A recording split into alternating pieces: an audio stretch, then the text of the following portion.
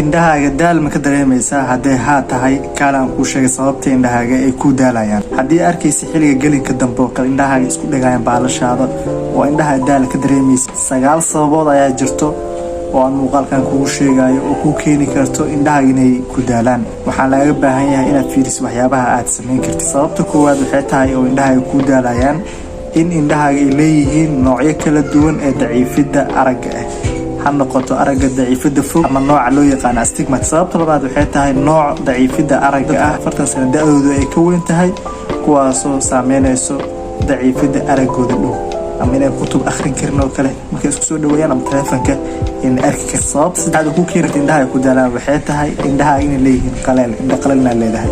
indha qaleel waa sabab ku keeni karto xilliyada gelinka dambe oo kale in indhahaaga ay daalaan. sababta afraad waxay tahay si aan kala go' lahayn inaad taleefankaaga u isticmaalaysid ama aad wax akhrinaysid, taas haddii xitaa indhahaaga ay fiican yihiin way ku keeni karaan indhahaaga inay daalaan. sababta shanaad waxay tahay inaad leedahay weersho qarsoon, taasoo ku keeni karta xilliyada gelinka dambe oo indhahaaga ay daalaan.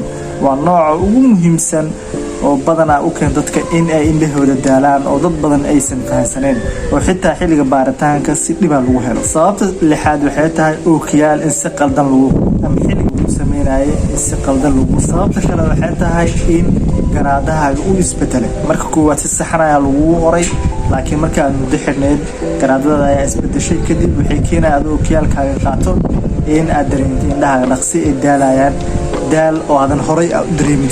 sababta sideedaad waxay tahay ileys dheeraada oo indhahaaga ku dhacayo, sida waxaan ula jeedaa adoo kutub akhrinayo kale ama computer oo kale isticmaalayo kale, haddii daaqada ay ku furan tahay oo iftiin uu ka soo galo ileyskaas si toos ah ugu dhacayo kale indhahaaga, waa sabab ku keeni karto in indhahaaga ay dhaqsi ay daalaan. marka asxaab badan ayaa jirto oo social media su'aal iga soo weydiinaya indhahaaga ayaa daalaya doctor maxaa sameeyaa. haddii aan la garanayn sababta saxda ah ma la fahmi karo oo tala sax laguma sii karo. marka waxaa muhiim ah in baaritaan aad isku samaysid oo indhaha, sababtoo ah qaar ka mid ah 9 sabab waxaa lama huraan in baaritaan indhaha lagu sameeyo si loo ogaado. adiga ma isku aragtaa in indhaha ay ku daalayaan 9 sabab midkay is leedahay indhahaaga daal way u keenayaan? intaas ayaa muuqaalkeena kusoo gabin. haddii aad muuqaalkeena ka faa'iidaysto like saar.